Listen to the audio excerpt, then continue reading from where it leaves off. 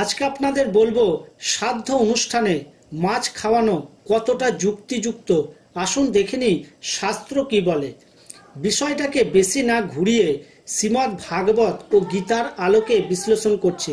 নিরামিষ করা শ্রাদ্ধে যুক্তিযুক্ত নাকি আমিষ করা, একটু পরে আশা করি সকলে বুঝতে পারবেন।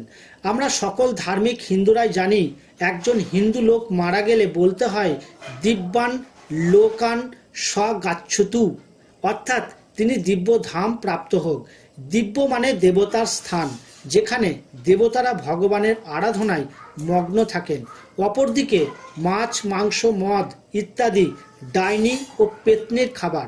আমরা দেখি অধিকাংশ হিন্দু পরিবারে মানুষ মারা গেলে মৃতদেহের আত্মার শান্তির লক্ষ্যে এবং ভগবান কিংবা দেবধামে যাওয়ার লক্ষ্যে আত্মীয় স্বজনকে শ্রাদ্ধে মাছ খাওয়ান। তাহলে কি বুঝলেন? শাস্ত্রের নিয়মে আমরা একদিকে দিব্যধামে যাওয়ার জন্য ভগবানের কাছে প্রার্থনা করছি, আর অন্যদিকে ভূত পেত্নির খাবার মানুষকে খাইয়ে ভগবানের কাছে প্রার্থনা করছি যে তিনি দিব্যধামে প্রবেশ করুক। পেত্নির খাবার যদি মানুষকে খাইয়ে শ্রাদ্ধে বিষ্ণুর নিয়ম অমান্য করে পেত্নী শ্রাদ্ধ করি, তাহলে মৃত ব্যক্তি কি স্বর্গে যাবে নাকি পেত্নী লোকে যাবে, সেটা নিশ্চয়ই সকলে বুঝতে পারছেন। শ্রীমদ্ ভাগবতে বর্ণনা আছে 28টি নরক কুণ্ডের কথা।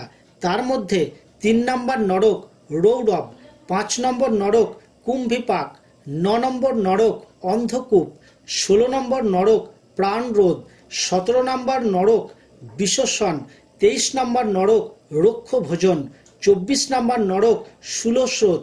সবগুলো নরককুণ্ড পশু হত্যা ও খাওয়া কিংবা অন্যকে খাওয়ানোর অপরাধে তৈরি। অর্থাৎ ভাগবতের 28টি নরককুণ্ডের মধ্যে এই কুণ্ডগুলোতে পাঠানো হবে যারা পশুকে বিভিন্নভাবে হত্যা করে নিজে আহার করে কিংবা অন্যকে আহার করায়। এমনকি মা কালীর সামনে বলি দিলেও এই নরকের একটিতে পতিত হবেন। সুতরাং শ্রাদ্ধ মানে বিষ্ণুর প্রীতির উদ্দেশ্যে যা কিছু দান করা হবে তাই শ্রাদ্ধ।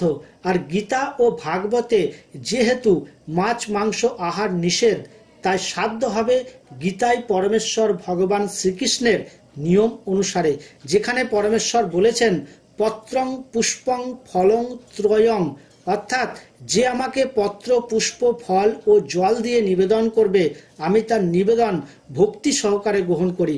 আশা করি কিভাবে শ্রাদ্ধ করা উচিত বুঝতে পারছেন।